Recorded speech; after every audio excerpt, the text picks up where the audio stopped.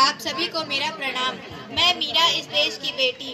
इस देश में बेटियों को कन्या का रूप कहा जाता है। बेटियों को हर घर में पूजा जाता है।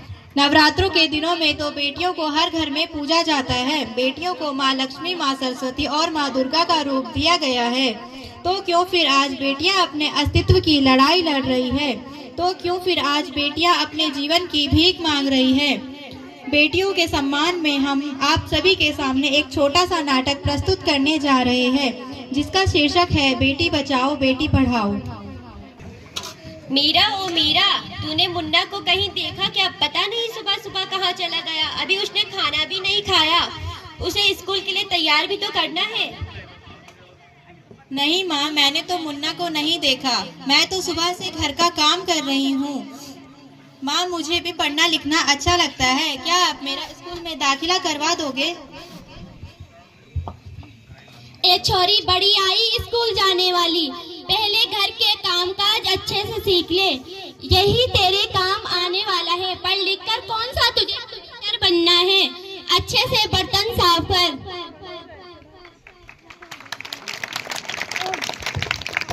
माँ जी, मीरा को भी स्कूल में दाखिला दिला दीजिए ना। तू चुप कर। पढ़ना लिखना केवल लड़कों का काम है। उन्हें आगे चलकर घर की जिम्मेदारियां निभानी होती है। यहाँ क्या हो रहा है और कौन किसकी जवाबदारी संभाल रहा है? और हमारी मीरा बेटी क्यों रो रही है? देखिए ना डॉक्टर दीदी, दादी मुझे स्कूल जाने से मना कर रही है। कह रही है कि पढ़ना लिखना तो केवल लड़कों का काम होता है, लड़कियों को तो घर ही संभालना होता है। ये तो बहुत गलत बात है माँ जी। क्या आपको लगता है कि हम बेटियां भी पढ़ लिख कर कुछ बड़ा करें?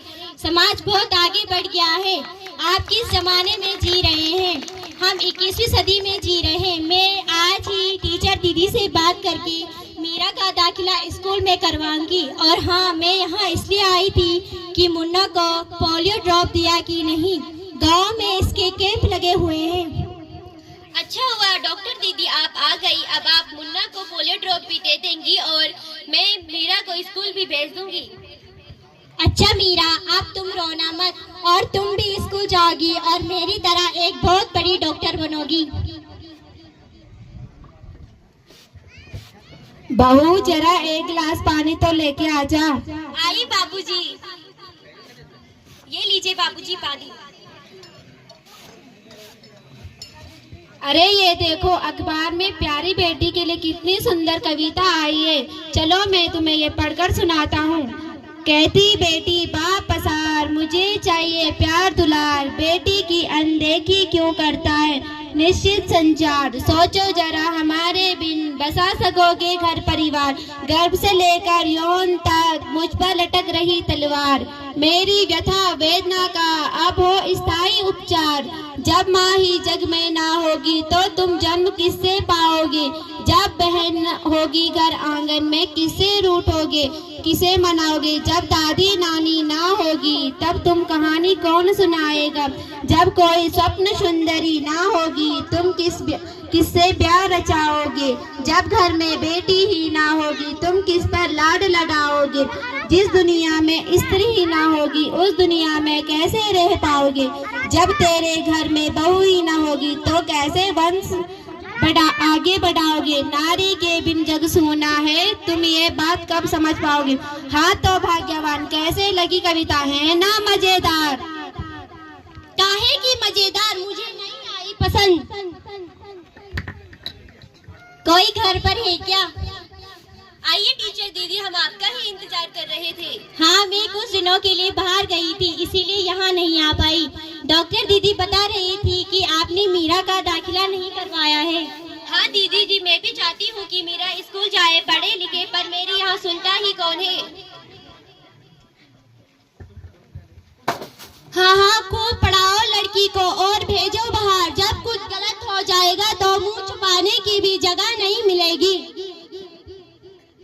अरे माँ जी, आप कहाँ की बात कहाँ लेकर बैठ गई है। मीरा की 10वीं तक की पढ़ाई पूरी होने दीजिए। आगे की पढ़ाई के बारे में बाद में सोचेंगे। हाँ डॉक्टर दीदी, मैं चाहती हूँ कि मीरा अवश्य स्कूल पढ़े। मैं अवश्य इसका दाखिला स्कूल में करवाऊंगी और मैं इसे अपनी तरह अनपढ़ नहीं रहने दूंगी। इसे खूब पढ़ाऊंगी लिखाऊंगी। इसे कल तैयार रखना, मैं इसे लेने आऊंगी। क्यों दादाजी, सही कहा ना मैंने? हाँ हाँ बेटा, बिल्कुल सही कहा। मैं तो कब से कह रहा हूँ मीरा को भी स्कूल जाने दो। प्रणाम दादाजी। प्रणाम बेटा। हमारा आप सभी के सामने ये छोटा सा नाटक प्रस्तुत करने का उद्देश्य यह था कि बेटियों को बेटों का दर्जा दिया जाए, बेटियों का सम्मान सिर्फ उसी प्रकार हो जिस प्रकार से बेटों का होता है। धन्यवाद। तालियां बेटी बचाओ बेटी पढ़ाओ पर बहुत ही सुंदर नाट्य रंगमंच यहाँ पे बच्चों के द्वारा, हाई स्कूल कटेटी के बच्चों के द्वारा किया गया।